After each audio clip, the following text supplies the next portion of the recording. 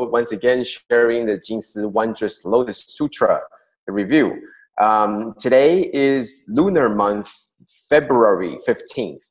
And as Master said this morning, it's actually the second full moon since the new year, since the lunar new year, and asking us, what have we done? And what have we done since the new year's? And have we remember our vows? And I think not just today is not just the second full month, full moon since the Lunar New Year, but also it's the last day of March. That means 2018 has already gone by 1/4 of it. And so 3/4 is left. How much more? 3/4 is left, and it is a good time always to retrospect, to think about what we have done and what should we do for the 3/4 or for the more time to come. So it's something that we also should think about. Okay, let us begin. Last week we talked about the 5 parameters.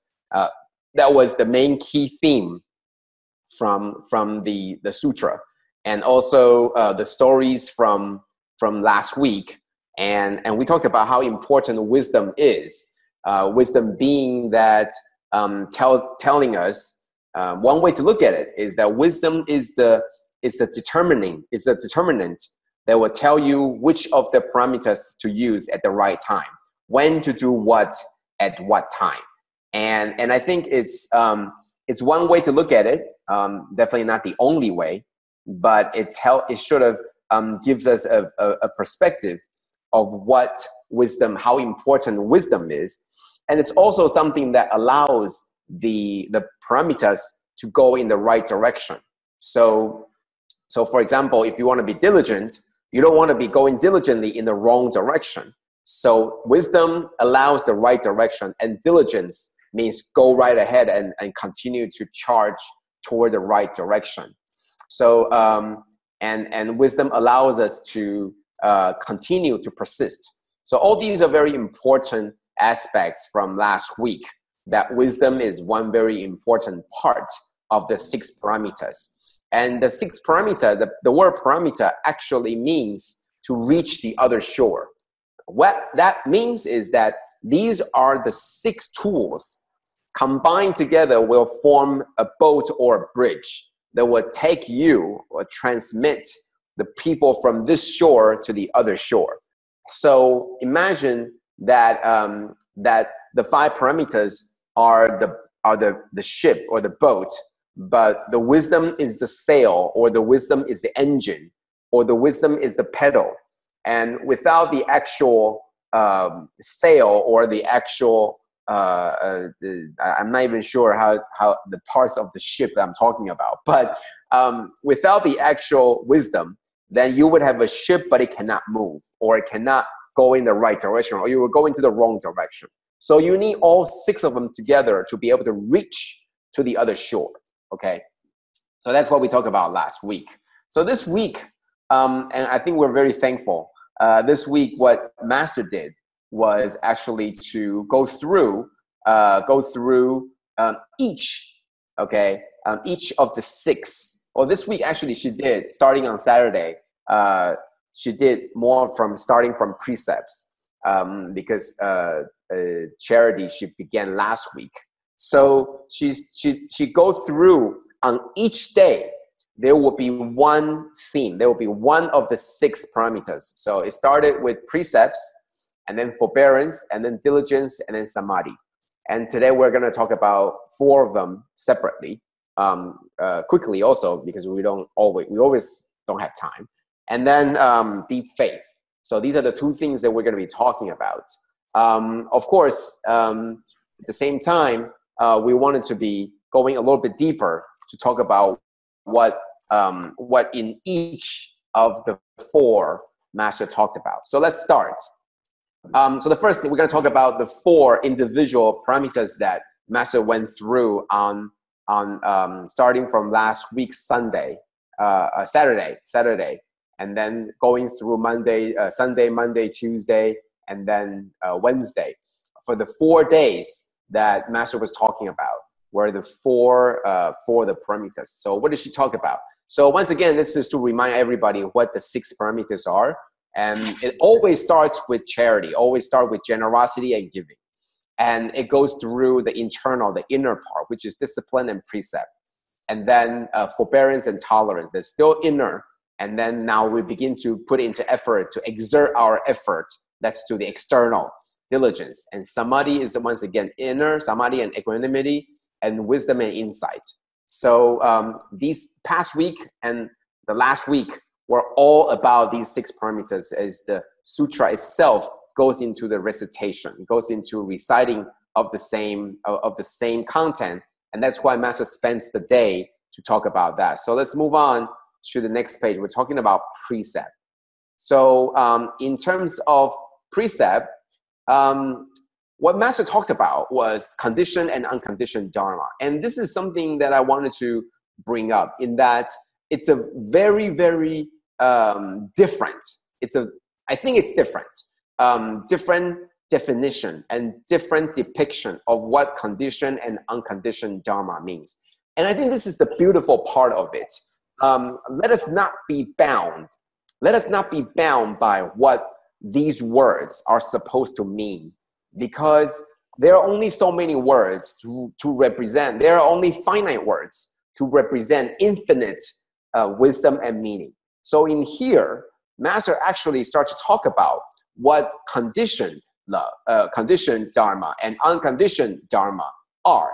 And particularly for conditioned, it was created and man-made, particularly talking about arising from the 3 poisons, arising from the bad interactions, things that are coming out of our own thought that arise from something that might be negative, for example, unwholesome, or greed, anger, and ignorance. And unconditioned, on the other hand, is not something that you put your greedy little mind to it, or put your hands on it and say, I'm going to make it this way, but rather it follows the nature's law, the laws of nature. It follows the teachings. It follows the Dharma. It flows naturally. Okay. So this is, I think it's a different way to depict what these 2 words mean.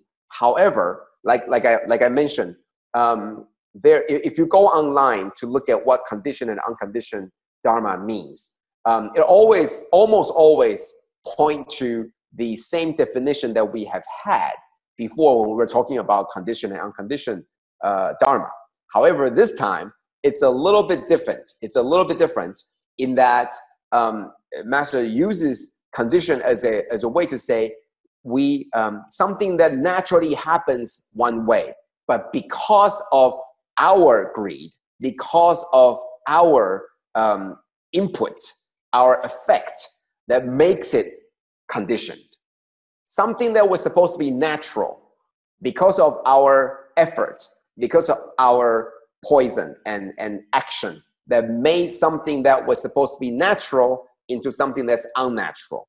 So as opposed to condition is unconditioned, which is something that has not been tempered. You did not temper it with your greed. Your poison did not come in to temper. It did not pollute all of these. Therefore, the thoughts are all very unconditioned, not made, not created, but rather following and flowing with the very nature of the law. So this is something that I hope that this does not upset many of you. At least at first, it really sort of throw a curveball at me, because we thought we knew what conditioned and unconditioned Dharma meant, until we understood what it really meant.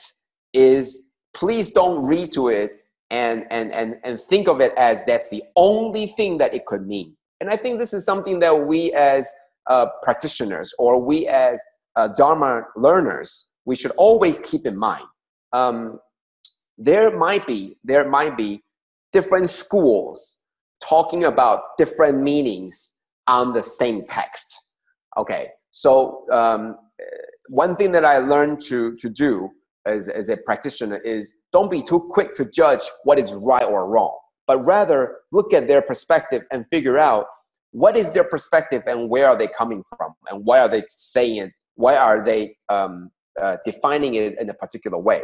So this is something that it really opened my eyes up to really understand that's what Dharma is. You know, Master is trying to use these particular characters to make us remember something, and then trying to merge it with something that is relevant, but it's also at the same time challenging us to say, do you understand true form of water? Okay, it's not just always in the form of the glass that I always hold up. It's the same idea, but now it's in a different glass. Can you understand it? And that's how I see it. So that's why it's something that I want to bring up. So, and from this particular day, Master also talks about that it's important that we need to decipher what is conditioned versus what is unconditioned. And that's when we understand that, then we can transform the bad and unwholesome thoughts into something that is more positive. And that's precept. That day was talking about precept. And I think it's important in that while we're upholding the precept, and it tells you should not kill, you should not do all these things. There are very important rules that we need to follow. It's also important to know that where do all the thoughts that are not supposed to come out, or unwholesome thoughts, where do they come from? How do they come out? And why are they formed? And understand how to break through, how to transform. And Master says, all we need is this love. All we need is this sense of compassion. Then we can turn these unwholesome thoughts into something that is more positive. So it's that day, I think it was not just talking about forbearance, but it's not just talking about the precepts, but it's more talking about how we can turn the precept, which is something that's very passive, into something that's more active. And saying, instead of just saying, you should not do this, but we should also think about, well, if I shouldn't do that, the extension of that is what else should I do? And that is to turn the negative into positive. So that's precept. And I think that's something that's a great lesson on its own, because it's talking about conditioned and unconditioned. And it's really blew my mind away when it's talking about something that's different. And I think we're all ready to be tested to make sure that, do we really understand what the words really mean? Or do we sometimes we're too attached to the word, but we forgot to look at the meaning that it's supposed to represent. And sometimes that's very difficult. So the second thing is forbearance. Forbearance also, and that day Master talked about the charity case in Malaysia. And I'm sure this is a case that struck Master very deeply. That is why she brought it up again and to talk about it again. And it's for those of you that might not know, but it was a case where there was a very elderly mother who was still taking care of a 50-some-year-old son, and our volunteers from Malaysia basically took the time to spend with the mother a long time, and finally earn her trust and was able to enter the room and enter the house to help cleaning up and et cetera, et cetera. And eventually, even after being with them for some time, the mother passed away, and the volunteer continued to take care of the child, which is 50-some years old, almost 60 years old. And not just that, but also slowly help this person to find a job. And even though this person doesn't talk much, but at least there's a huge transformation. And the reason why this is part of the forbearance rather than in the first paramita, which is charity or giving, but rather it's here, it's because there are so much things that they have to go through. They have to tolerate mostly the negative things, okay? From the surroundings, the house itself, the smell, all the garbage and all the untidiness and all the other things. And also the negatives from the people that they're trying to help. There is very little reaction from them. There is very little feedback from them. and they still persisted. So they still continue for years and years. And even after the mother had passed away, they continue to help the child, the son, which it's all the way until he was prepared to be independent. Okay, so for this particular case, Master used the story to really bring out the importance of forbearance, and I think it's how it really helped us to understand the importance of this forbearance to really get through that, to endure through all the difficult parts in order for us to get to our final goal, which is to help the family really reach and be on its foot again. But the other part that Master talks about is, can you also endure the positives that you get from others? If there are people singing your praises all the time, if there are people saying how good you are all the time, are you going to be too full of it? Are you going to be forgetting that what we're supposed to do? And I think that Master at the end of that session talks about how when we are getting praises, there's always something that we should keep in mind, is that this is what I'm supposed to do. This is within my responsibility. I'm only doing what I am supposed to do. And therefore, all these praises are not necessary, or all these praises are for something that I am supposed to do. You know, for example, you're getting an award for Father of the Year. And the requirement for getting that award is having a child and take care of the child. And you would be thinking as a father, it's wonderful that I get this award, but I'm just doing what a father is supposed to do. And that's why it's almost like, you know, Father of the Year, but rather it's just you're being a father and you're getting an award. So the way to think of it is, this is just something that I'm supposed to do. So keep enjoying that the positive influx of all these good things will keep ourselves at the steady, so that we will not be fluctuating too much. When the positive comes in, we're riding very high, and when the negative comes in, we go sink so low. So that's something that it's part of the forbearance, part of the tolerating, part of the enduring the positive and negatives from the surroundings and others. And so therefore, Master ended that session telling us that we need to always immerse forbearance within our daily lives at all time. Are we being praised? Are we being belittled? Are we being attacked? Are we being whatever it is? Are we always thinking that we are tolerating or forbearing through the positive and negatives? Are we able to shield ourselves? Are we able to keep a peace of mind while the highs and lows are going around all around us? So with that, Master goes into the next topic, which is diligence. So we talked about how from last week that wisdom is the determinant factor that tells us which one to use. So like diligence, without a right direction, you could be going very fast, but you will be charging very fast into the wrong place. So you wouldn't want that. So in another word, what's important is you have to have the right direction. You need to know where you're going, and you need to have the right direction, and then you charge, right? So Master talks about in Myanmar, in Burma, there's a disaster relief, and our stories from there, especially once again, coming from our brothers and sisters from Malaysia, the time is almost since then has almost been 10 years, and the volunteers there, what they have done to help the people, the survivors. And there are some stories that came out of it, and one of them was that other than the rice, okay, the rice piggy bank, okay, and also how the idea spread, and the Jingsi aphorism. There was the farmer that was chanting or singing prayer to his farm, and he was able to get a lot more yield out of it. So I think there are all these stories that we are very accustomed to. But there was a new story that Master shared with all of us that we didn't hear before, and Master didn't hear before. And that was a story where there was one person who understood Tzu Chi's idea that the concept was to save a little bit at a time. A little bit at a time and every day. And he did that. But he never get to meet a Tzu Chi volunteer to give that money to.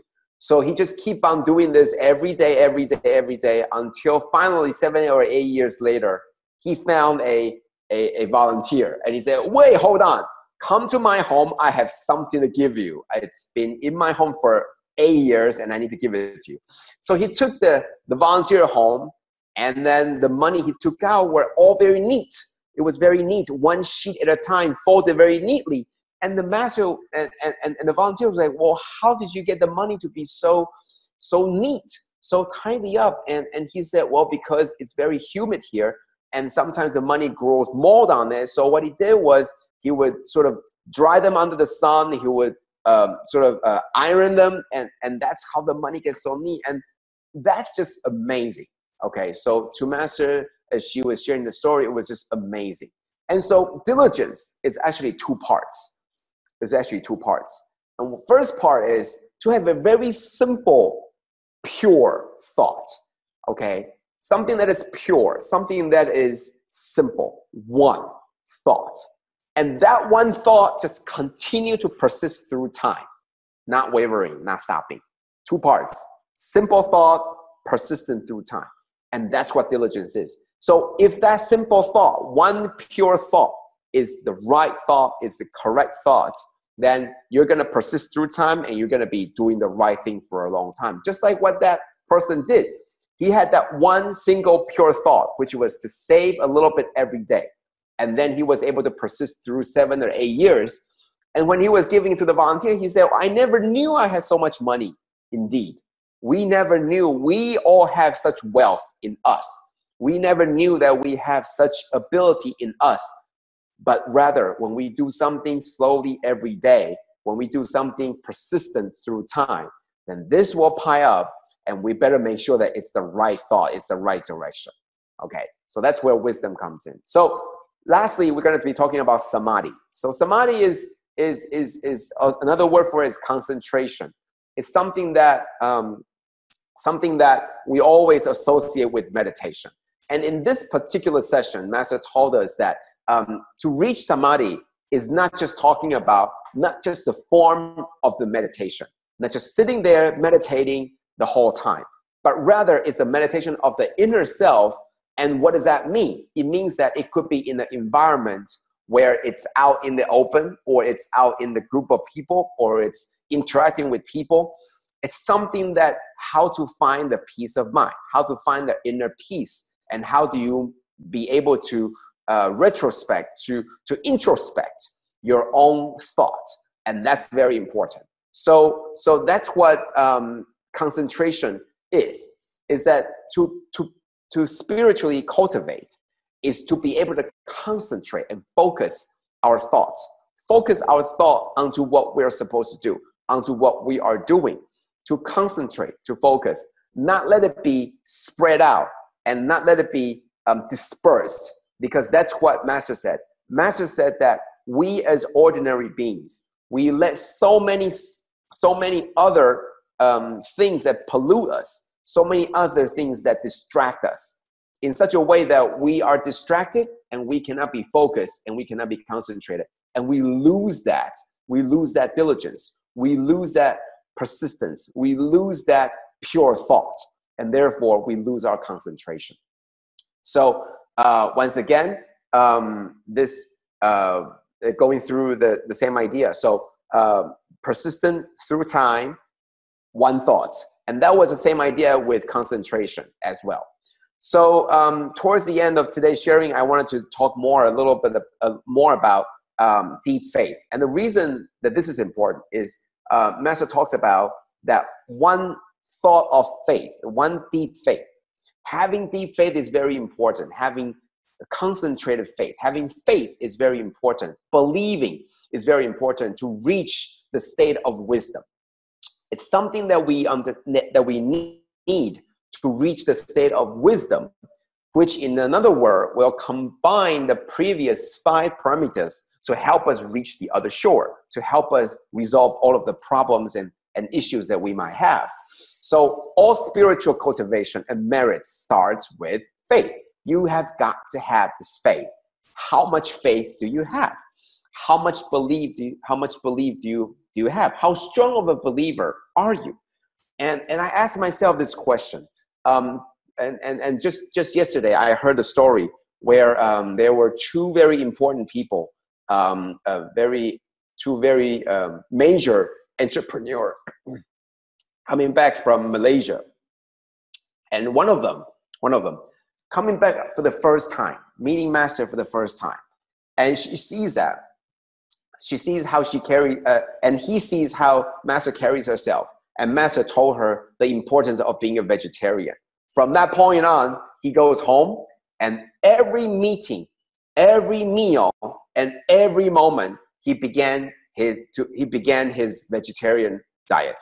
That means he took that belief. He believed Master completely, and he would put it into action with his own body. So he became a vegetarian the day that he was here. And when he went back to Malaysia, all of the business meetings, anyone who wants to eat with him, well, you got to be prepared because he's going to be a vegetarian. Okay, so that's on the one hand. There's another very important entrepreneur that also came back to Taiwan to meet with Master, and Master on 3 different occasions told him the importance of vegetarian diet. And at the same time, this entrepreneur's wife was leaked out a little tidbits of information, telling Master that their children were getting married, and their child was getting married, and they were preparing a feast, a very big meal, a celebration, and it's not in vegetarian, right? So Master tried to convince this entrepreneur to be vegetarian, and so finally, he said, okay, we would have one celebration with all vegetarian, but we must have another one that is non-vegetarian. So you can sort of imagine how both of them have complete, following. They both believe, and they both want to do Master's work. They want to be in Tzu Chi, they want to do this. But one puts the faith into action, while the other one, when the faith is challenged by what he believes, then he chose what he believes. Okay? And the reason why I want to bring this up is because this is something that I want to share with all of you. This is on Dai TV, and it's the drama that talks about the venerable Dharma masters of the past. And it's a drama that is always, it was done in the Ge Zai Xi. It was done in the more folklore this portrayal of these particular, of all of these venerated masters. And the reason why I brought this up was because Master throughout the years have always talked about how important, throughout the past year especially, how she stresses the importance of watching this, that we should all watch it. And this is definitely more than 3 times. And I would raise my hand and I would admit to all of you that I don't listen, I don't follow. And the reason why I don't follow is because it's so slow. The pacing is very slow. They're always just, one simple sentence, it could be dragged on to a minute of singing. And it's not something that I have time for, and it's not something that I want, that I would be willing to sit there and listen. And the story is very simple. Why do you need 5 episodes to talk about the same thing, right? So, and believe it or not, I'm not the only one thinking the same thing. So I think this way, and many people think this way. They all heard what Master says, and they all try to look at it, watch this, and they all think to themselves, my good God, can somebody give me the transcript? I will read it faster than watching it, right? So, and there are people that download it, okay? They really download the video, and they download the player that would be able to fast forward, okay? So they would play at 4 times speed so that they can see this faster, right? So the reason why I bring this up is because, are you a believer and do you have faith? It's right there in front of our eyes, right? Are you one or are you not one? So last week, I just happened to be in the hospital, okay? And you know, for some reason, my health is just, for the past 3 weeks, I did not recover from my cold from 3 weeks ago. It was just horrible. So I finally go to the doctor and finally seek some help. While I was still waiting there, I had nothing better to do other than to watch the TV. And guess what was on? This was on. And I sat there, and all it took was one conversation. And I can't imagine, I cannot believe, but tears start to roll down my cheek on how touching that conversation it was. The way they portray it, the way they sing it, the way they say it, the way that there really was a dilemma, how they try to resolve this. So from that point on, I come back home, I began to watch on YouTube on the episodes, okay? So yeah, it's recent. But every episode, you find something that touches you. And that's what I want to share with all of you. It all starts with believing. Do you believe? Do you believe Master more? Or are you so arrogant that you think you know more and you go like, nah, you know, yeah, you told me to watch it, but I don't think so. It's too slow. It's too slow for my taste. Are you a believer? It starts with that one thought. Are you willing to believe what Master says? Are you willing to accept, to uphold what she says and do it? Or are you just going to take what's convenient? This is convenient. Yeah, I agree with it, so I'm going to do it. That I don't agree, so I'm not going to do it. And if you don't believe, if you don't take that first step, then you're not going to see the real good fruit that's behind that. You're not going to see the true benefit that you might get from there because you don't believe. So that's how important deep faith is. Sometimes take a leap of faith. Just believe her, believe Master, and do it. And you will find out it's a wonderful world waiting for you. So thank you. That's my sharing for today. And I believe today we have our volunteer from Singapore that's going to share with us. So thank you. Brother Joe, for such wonderful stories. Now we have, today we have 2 persons to share from Singapore. Sister Jane, can you please take over? Today we are very honored because we have 2 Singapore sharer who just came back from Cambodia mission. And in fact, I think the greatest joy is this is their first time joining the English Stream Fa Xiang. So without further ado, we shall invite Brother Yong Hao, who is our Ji Dong Zhu, to share with us.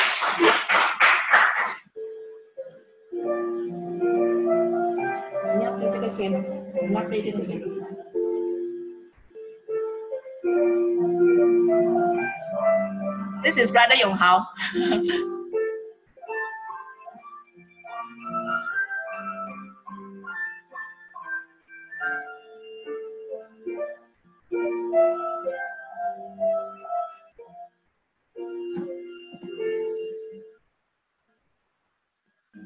Okay, good morning, brother and sister. My name is Gary. My Chinese name is Yong Hao. This is my first time sharing in English. So if anything that I say wrongly, please bear with it. The PowerPoint just now, this Xiao Long Shi Jie show actually is the 4th retreat in Cambodia that I've attended. The first time was in October 2016, where actually this Tefu brother asked me whether I'm keen to go Cambodia. That was the first time when I thought, at the time when the business was not so good.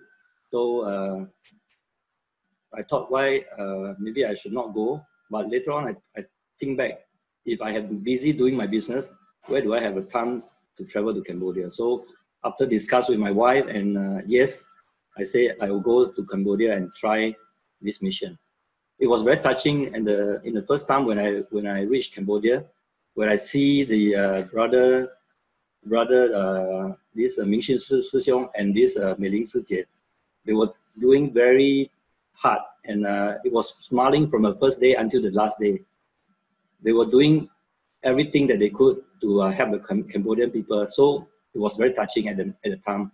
And I also very enjoy during the time when I started giving the rice to the people there, and I feel very happy.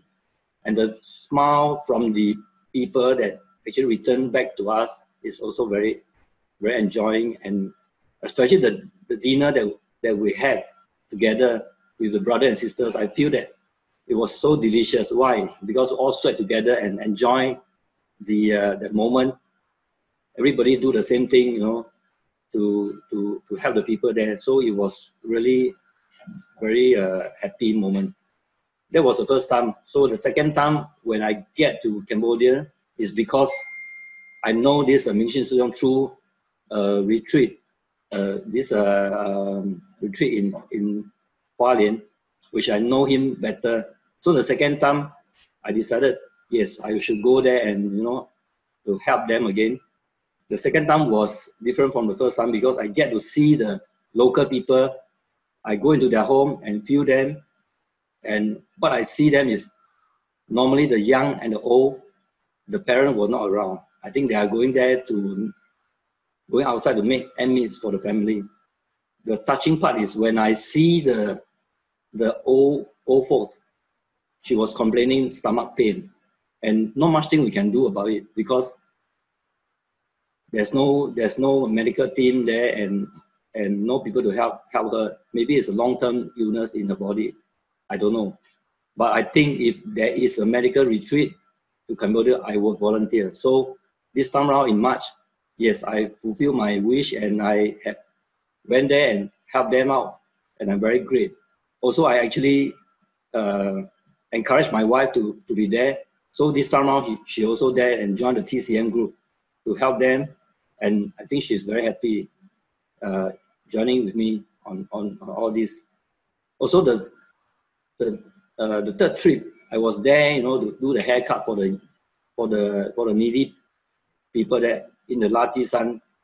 That means, which is very touching. And although I do not know how to cut the hair, I learned and then I start to do haircut for them. And during the hair cutting experience, at first I was actually doing the tail, cutting the toenail and also the foot and also the fingernails. And I realized that during that moment, I leave the toe, I can feel a very thick skin underneath the foot. I have never experienced such kind of foot that I have touched because they have no shoe to wear. And this is the experience that I had, and I feel very how to say, very sorry. And I find that because the children there don't have shoes to wear, and this is the life they've gone through. So it was very touching, you know, for the experience that I had. So and the last time was this time around. I actually joined the TIMA group to see the patient there, and I was tasked to help the eyes specialist to go through the eyes with the eye checking with all the patients there. And I also learned how to check the short-sighted, far-sighted, and also the machine that help them to see what is the problem. So yes, I also quite enjoying doing all this. But this time around, maybe not as the last three visits where I really tears fall down through my cheek. I don't know why. I think maybe it's the vibration and atmosphere there that leads me to you know, get so touched. Yeah, this is a sharing that I had. So thank you very much.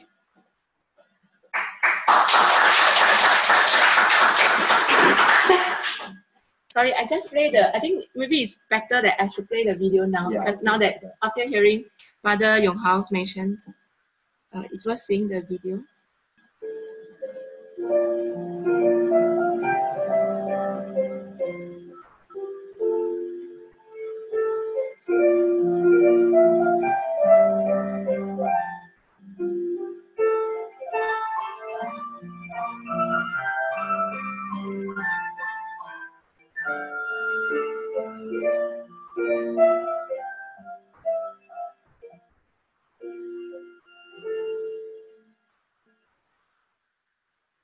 Yes, thank you so much for the wonderful sharing.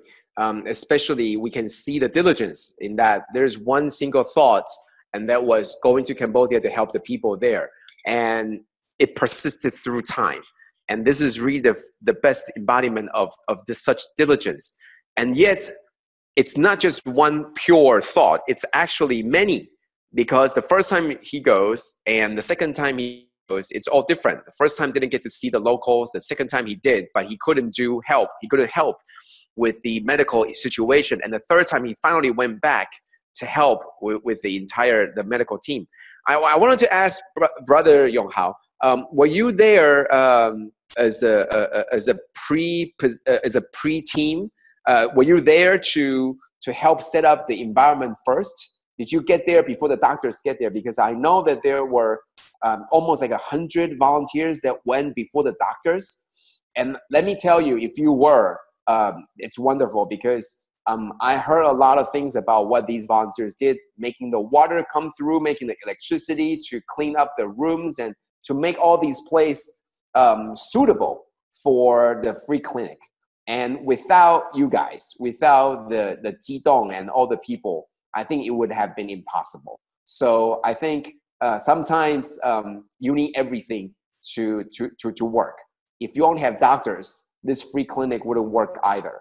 We need all of you. So thank you so much for your persistence through this. And I'm sure in the future, if there are more work in Cambodia, I'm sure we can also count on you, because these charity work probably will never end. As you can tell from Cambodia, there's still very much needed presence there. So thank you, Brother Yong Hao, for your sharing.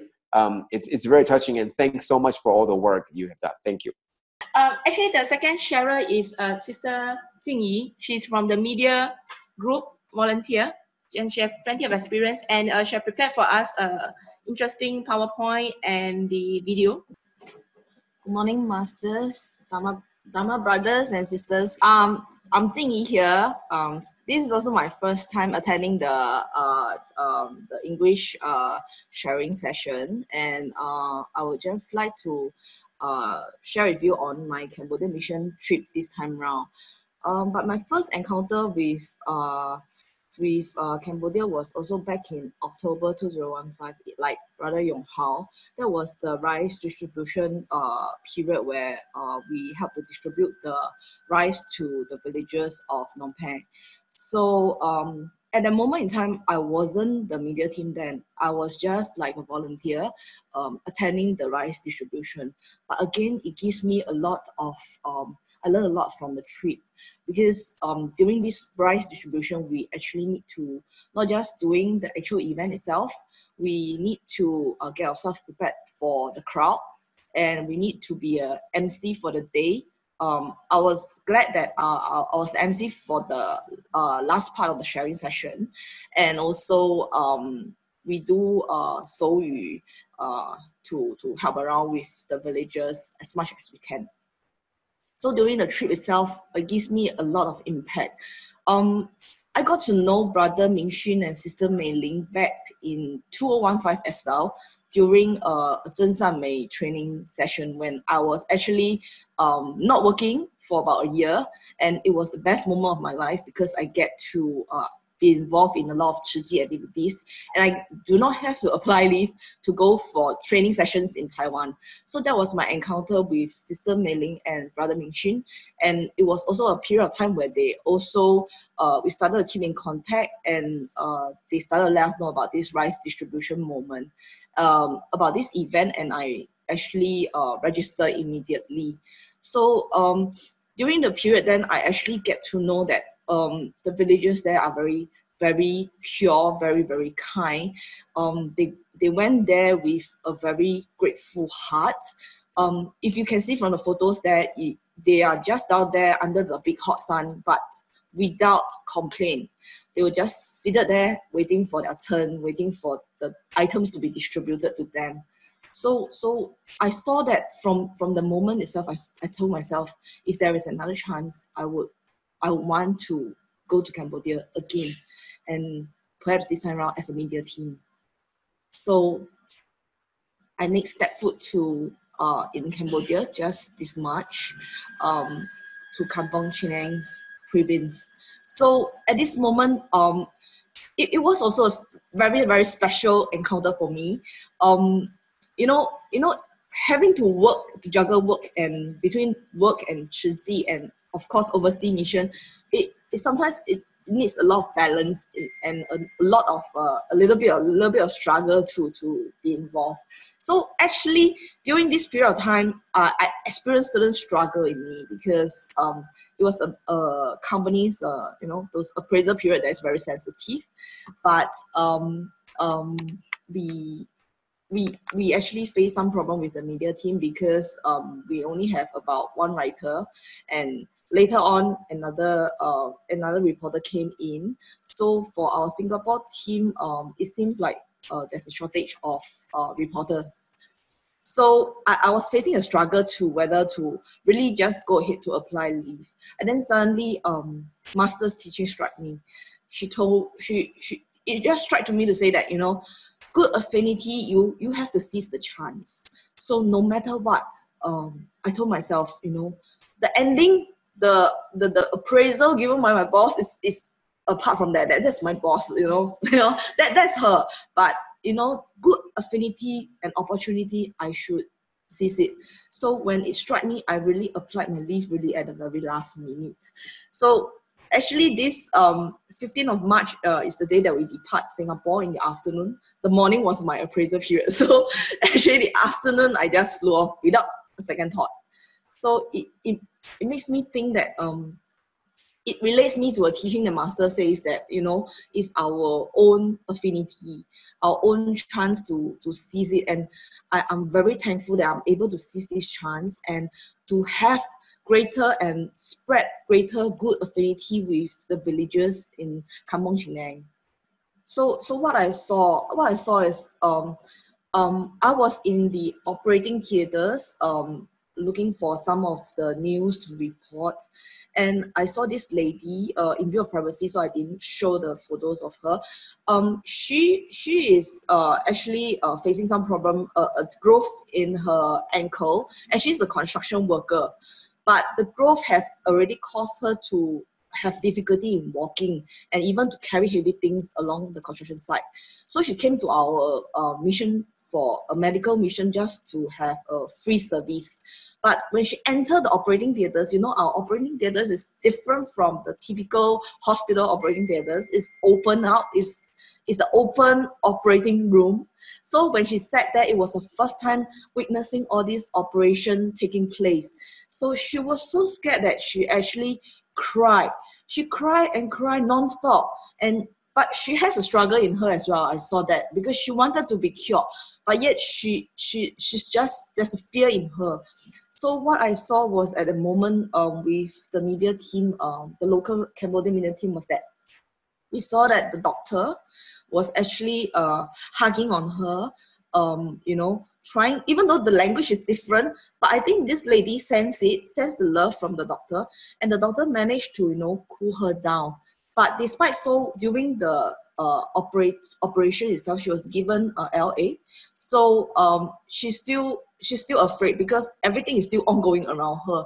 So what I saw is that Sister June, she's a Tima nurse. She actually hold on to her throughout the whole operating process, and it really touches me because,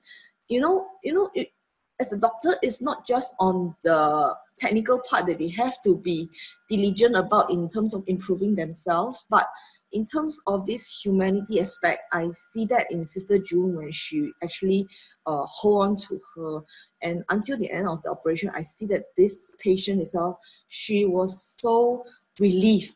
she was relieved, she was so thankful, and she kept on like, have a close palms and, bow to the doctors and nurses, which the image really struck me and touches me.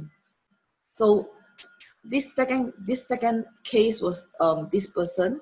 He came in not dressing up. He was half naked.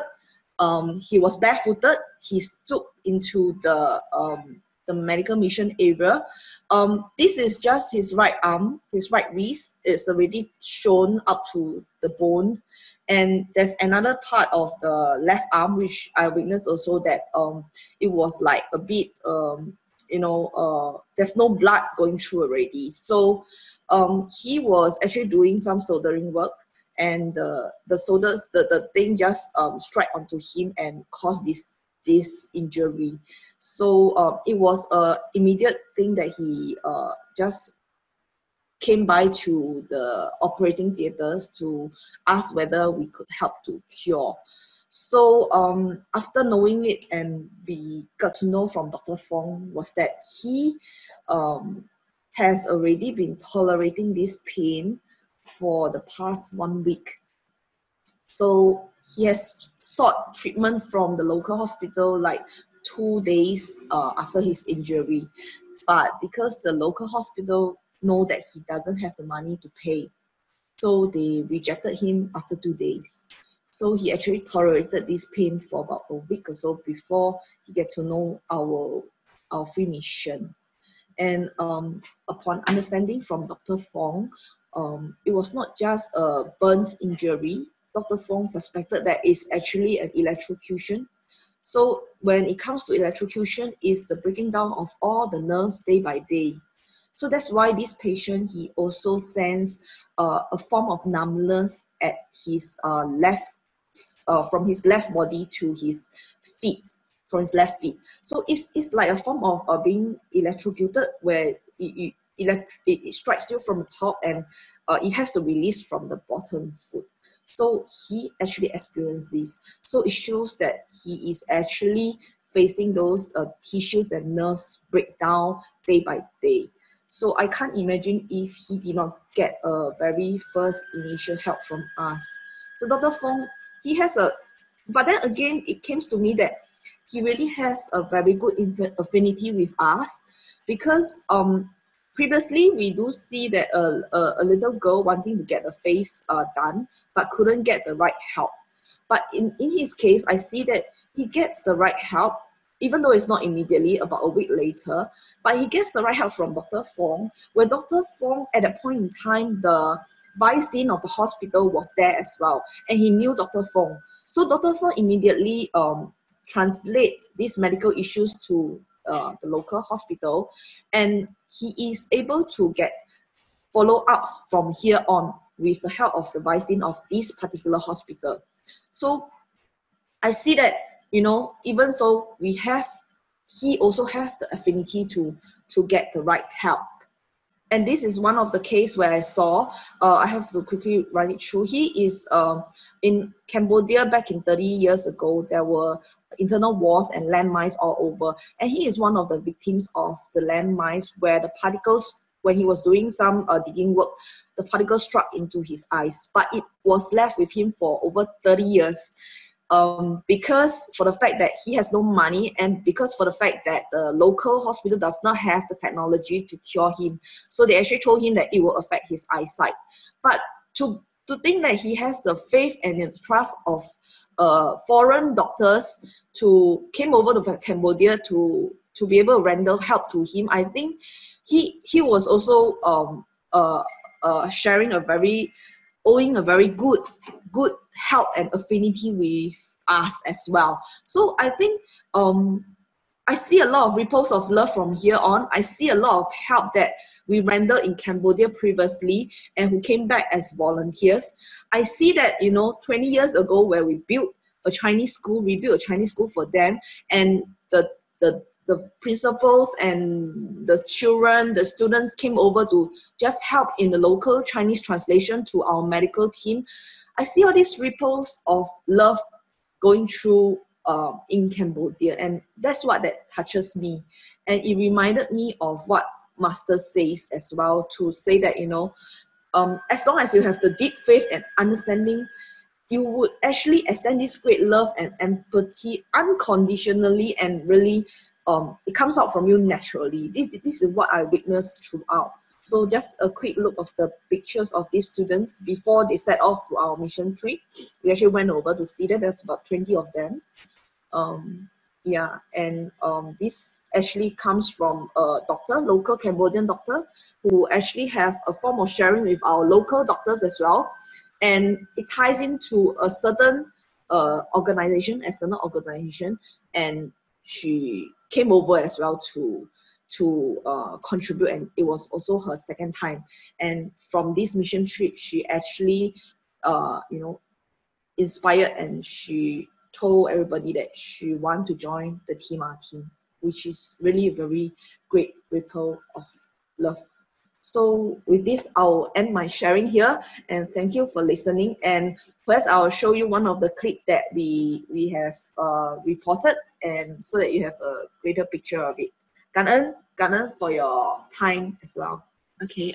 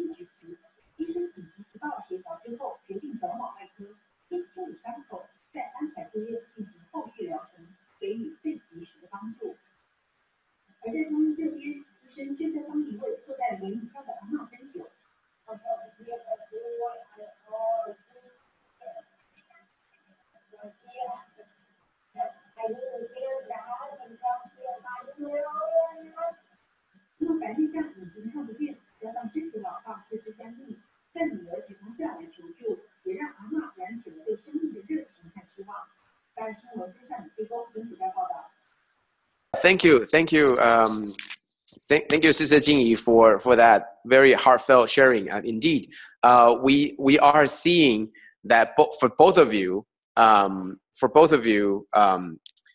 I see that both of you have already gone there before, and then you make the vow to go back again.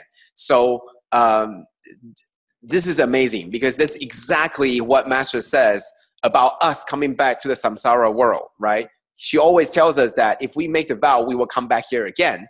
And same thing happened to you guys. You guys made the vow to want to go back to Cambodia. You guys did. So always remember, have faith that if you believe that this is going to happen. So thank you both for your sharing. And today we are going to do one question, one QA. So let's ask Brother Yoping to help us with one QA. Thank you. Right, brothers and sisters, sorry for the time. Give me just 1 or 2 minutes, and then I'll answer just one question. The question on the question 1, that is compassion and wisdom equal? If they are or if they are not, then which one is more important? Is it compassion more important, or is it wisdom more important? Well, I think this question arises because of what Brother Joe has been sharing today also, and what Master has been sharing these few days, when suddenly we start to focus so much on the wisdom paramita, which I think previously we have been discussing about this a little bit lesser, when we talked a bit more on giving, on precept, on diligence. We talked something more as compared to wisdom. But these few days, from the metaphor in the sutra, that a person could to cultivate the 5 parameters, for kalpas and kalpas. But if a person that is willing to believe in the sutra, in the Lotus Sutra, with just that one faith, the one single thought of faith, the merits and virtue is much more than a person that have cultivated a lot of the previous 5 parameters, and we focus on that thought, and which kind of makes us think that wisdom is more important than the 5 parameters, which is must put it, that's a blessing. The 5 parameters are cultivating blessings, while the wisdom parameter is the wisdom. So wisdom and blessing, which one is more important? Compassion and wisdom, which one is more important? Well, we still remember, Master also uses a metaphor in her sermon that wisdom is like the eyes, while compassion is, or the 5 parameters, is like the lake. So if you need to walk, you got to be able to see, and you got to have good and able food. So so both, of course, is important, and that's politically correct. And but let's go a little deeper. We could imagine a situation. Say for example, when we first came into Tzu Chi, we probably go through the same process.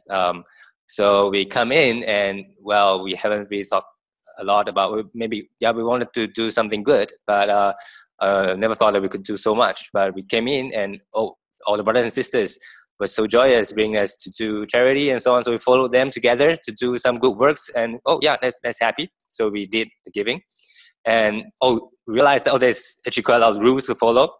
So but we followed together. So yep, we followed the precept, and then we endured the foul smells or the difficult weathers when we do recycling and so on and so forth together, because everyone is doing it together. So yes, we done it also. And then we were diligent, happily carrying on the chairs and tables. So yeah, we also done that. And well, maybe once or twice when we sit down together in the Gong show, felt our hearts calm and peaceful. So we had samadhi.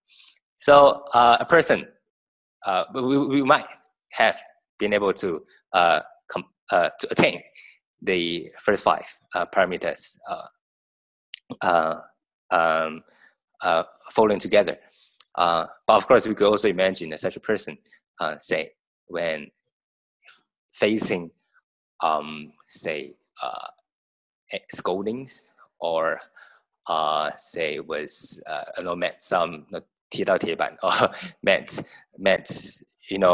during people interactions, meet bad affinities, meet people that really needs meeting difficulties, meeting situations, would such a person leave, or yeah, and that's very possible. So that's the difference.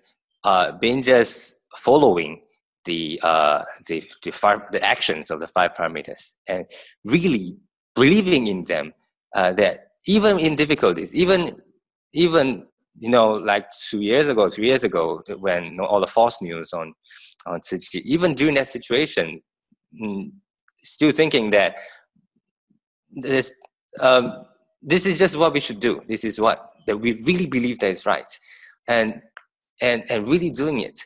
So we see that when these 5 parameters, when it's combined with the 6th, the wisdom, suddenly the first 5 parameters is kind of gone. Let me explain.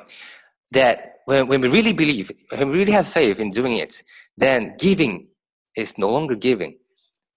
Because we say thank you, we are very grateful, just like the brother and sister sharing, going to Cambodia. We go there, do we think that we are really going there to give? Actually, I don't think so, because we ourselves receive so much, the joy and the heartfelt feeling. So giving is no longer giving.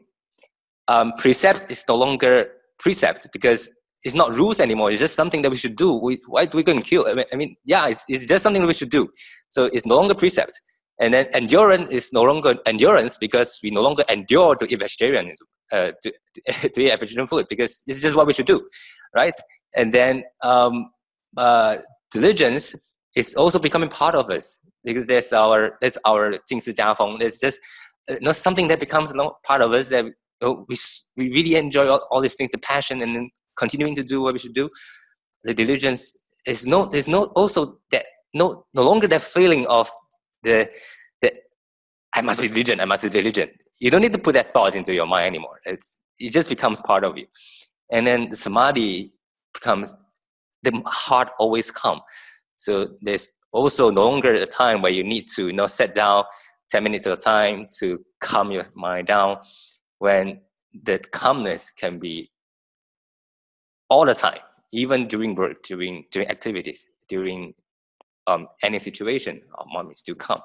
And so that is when we are doing really the 5 parameters with wisdom, that everything merges together into oneness.